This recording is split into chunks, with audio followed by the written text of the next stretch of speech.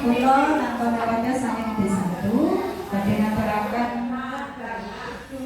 dongeng kanthi ira-iraan kelinci lan kura. Langsung kemawon nggih.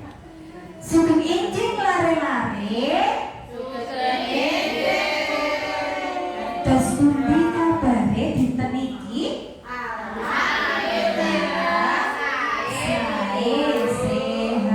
Alhamdulillah. Dino iki Bu Guru arep dongeng. Dongeng apa yo? Sapa sing pengen ngerti ceritane yo? Iya, ceritane kelinci lan kura. Sinten sing semerap kelinci? Das pundi mlampahe kelinci mlakune piye yo? Menculan nek kura grembet alon-alon. Nah, dipidhangetaken nggih. Salah sawijining dina ana kelinci lan kura sing urip ning alas. Kelinci iku senengane pamer. Aku kuwi cepet, Bu. Sopo sing bisa ngalahake aku mlayu? Kura-kura jawab,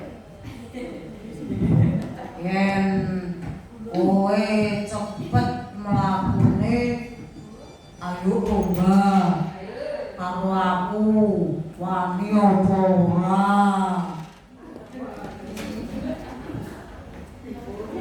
Kelinci mesem, haha, kowe lambat kok wani.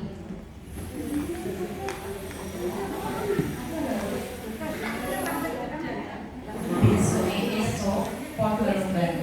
Kelinci mlayu cepet. Ning tengah dalan, kelinci kesel. Wes tibake. Terusik. Akhirnya kelinci keturun.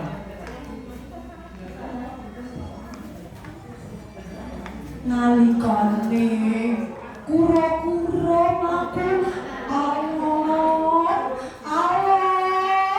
nanti sabar teko. Akhirnya pas kelinci tangi, kelinci berkalah, kura-kurane menang.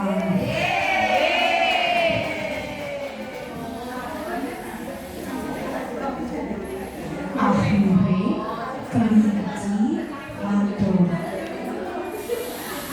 dadi kudune aku kudu anggap asor, ora oleh sombong. Sekurangnya lho, aku wis sombong tau. Yo, rapopo. Awak dhewe lah kanca to.